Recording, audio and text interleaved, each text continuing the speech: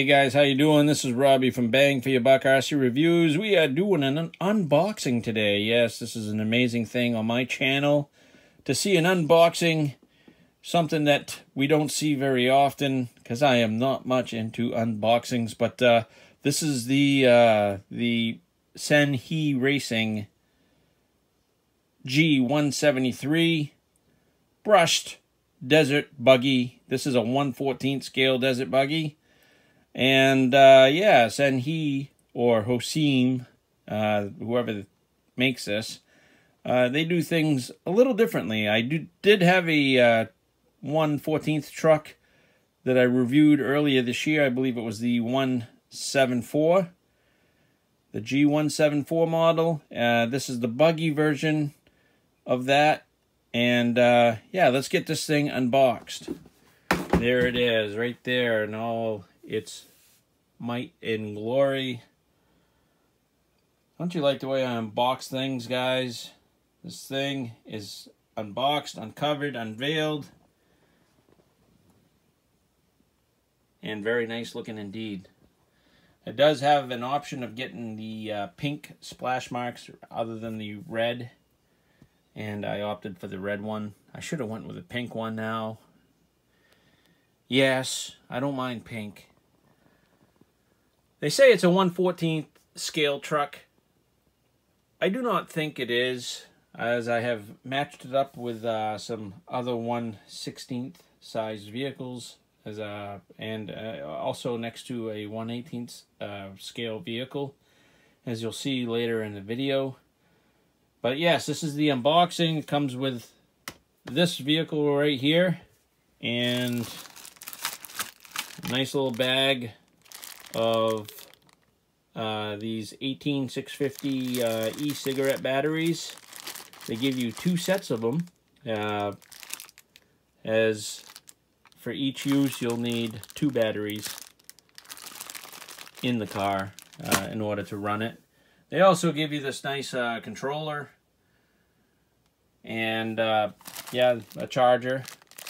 And I believe there is a USB port right here that plugs into this, and also a screwdriver inside. But yeah, let's take a look at the car. This is the G174 right next to this one right here, the 173. Both are said to be 1/14 scale, but I say nay. They're not 1/14 scale. They're more 1/16 scale, as you'll see later on in the video. So this little buggy does come set up with friction shocks, and you know, I'm sure they're not that bad if they're anything like the shocks that came with this, which I believe they're exactly the same. But we're gonna upgrade it after the video. We do have these oil fill shocks right here I got from Banggood.com. Gonna put these in later on, but we're gonna show you how it runs completely stock out of the box, because that's the way we roll here on Bang for Your Buck RC Reviews. That's how we do things. And then we'll get a video down the road with these oil filled shocks put in. This one right here has oil filled shocks as well put in. I had repurposed some shocks that came off from a Turnigy truck that I have disassembled, I should say, and I put the shocks straight in from that, and this thing handles awesomely now. So I'm gonna do the same thing with this. We'll see how these Banggood shocks work out. I think they were only I think they were under $10. We'll see. Could be some gems, or they might not be. So you also can get 2 other buggies from HE Racing, the G171 and the G172 as well. In the box, you'll also get this pretty in-depth instruction manual for the G174, the G173, the G172, and the G171 with exploded part views and part numbers. They don't really shy away from giving you what you need in this manual. Everything is there. So yeah, let's take a look at this thing a little bit closer. Pretty sexy little beast, I think. I love the colors on it. It's got a working spare tire. Let's pull the pins off from this thing. See how it looks under the hood. I love the way the canopy comes up from the rear. Just rocks forward once you release the pins. And then it opens up and exposes everything. Neat little rig. I like the 390 motor. That's nice, and also the Dean's plug, and also has a heat sink on that motor. This is a brushed motor. It's a 2-in-1 ESC. The switch is on the bottom. Friction shocks, as I said. All the components on here, swing arms, linkages, and all that, they're all plastic or flexible nylon. The knuckles are plastic, bearings all the way around, and the wheels are held on with this Phillips/hex screw. The tires are a soft to medium compound with a nice aggressive tread on it. Nice lugs. Let's move along to the transmitter now. The transmitter is the 2.4 gigahertz transmitter. Fits nice in my hand. It's got two different settings, your throttle settings and your steering settings. Just a basic transmitter. 3 AA batteries is all you're going to need for this transmitter. As you can see from a overhead view, the G173 is the same size as the one on the right, which is a 1/16 scale HE Racing buggy. And the one on the left is a 1/18 scale WL Toys sandrail buggy. So Senhe claims that their buggy, the G173, is 1/14 scale, and it's not. It really lines up well with a 1/16 scale buggy.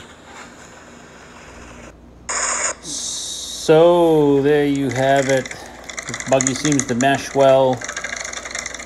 Everything seems ready to go. So I think we're going to take this for a test drive really soon here. Look how smooth those tires roll. Yeah, can't wait. Hey guys, we're at the testing grounds right now. We're going to take this thing for a rip out in the desert. Why not? I mean, it is a desert buggy anyway, isn't it? So, you know, any of you guys who know where I'm from in Maine, you're probably thinking, geez, there's no deserts in Maine. We don't have deserts in Maine. But we do have a few glacial formed type of deserts that are all sand. They're just like a desert. So we're going to give this thing a true test in its habitat, you know, what it was made for. So we'll give this a whirl. We'll let you know how it does. But first, before we do that, we got to try a top speed test. As you can see in there, I do have my Miele GPS speed tester there. I'm going to zero that out. We'll do a top speed test. It probably won't be on pavement because I'm off the beaten trail, and this is a dirt road that leads to this place. So I'll give you a top speed on a gravel road, but it'll be close to what it can actually do. So if it is a little low, just add a couple miles an hour to it, just for the fact that it's on a gravel road. But anyway, let's get this thing going and see how it goes. All right, let's get this thing going and see how fast she goes on this dirt road. It's pretty smooth. I just did one pass with it, so we'll see how it goes.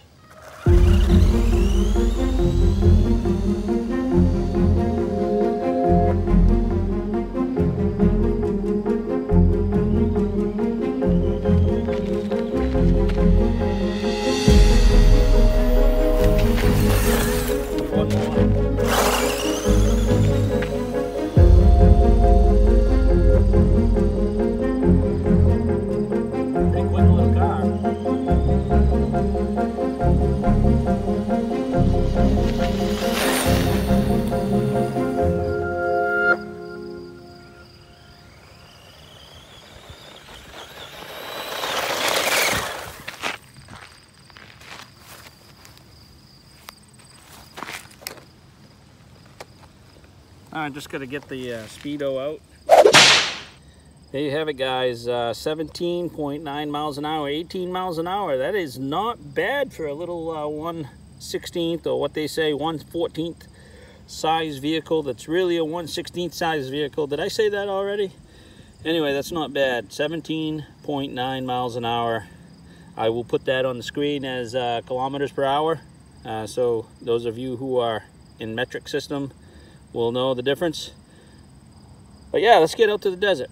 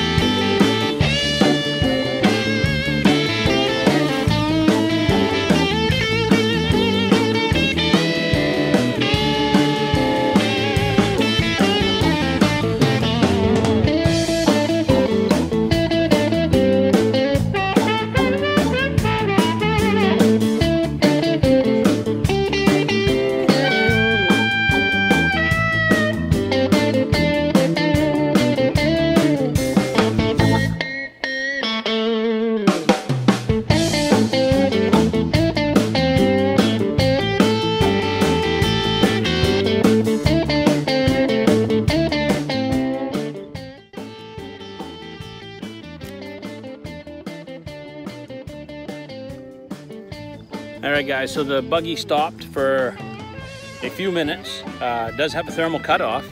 We know that. The motor started getting hot and decided it needed to cool down, so it shut off.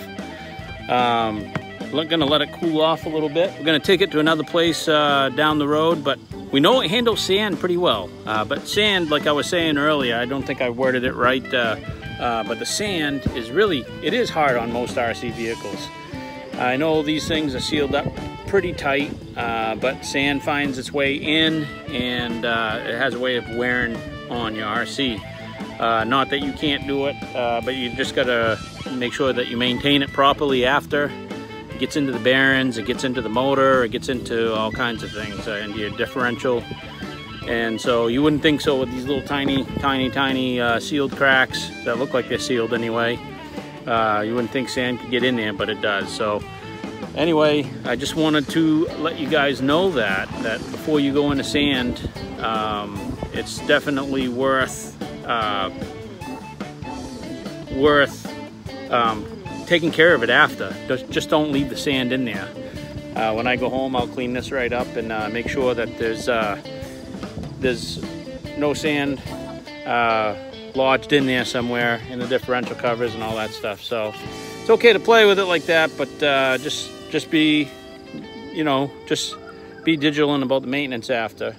So we're gonna go to another location where it may not overheat quite so much, and we'll see how this does over there. See you there. Guys, something I forgot to mention is there is 3 adjustment places for your suspension front and back, which is a pretty cool thing. I don't believe the top has it, but the bottom shock has 3 adjustment positions. So this is a good thing if you're putting new shocks on, like I'm gonna do with this.